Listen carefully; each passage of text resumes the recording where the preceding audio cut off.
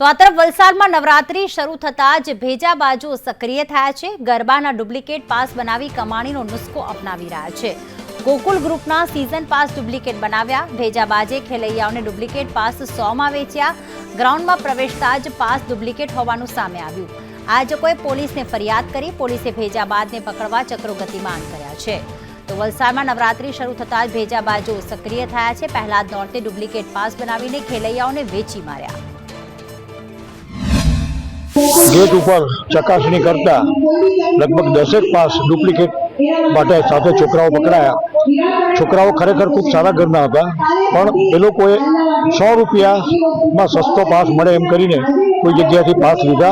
अमे आखी any inquiry करी अने ए बाबते पोलीसने माहिती पण अमे आपी छे। पास बिल्कुल झेरोक्स काढीने प्रथम दर्शनी रीते डुप्लिकेट देखाई जाय एवा पासो एमणे बनावेला हता।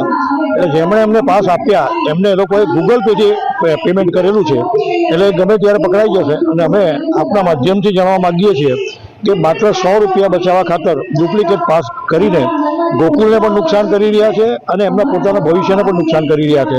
જેથી આ છોકરાઓને મારી ખાસ નમ્ર વિનંતી કે હવે પછી અમારા જે ઓફિશિયલી કાઉન્ટર છે ત્યાંથી જ પાસ મેળવે।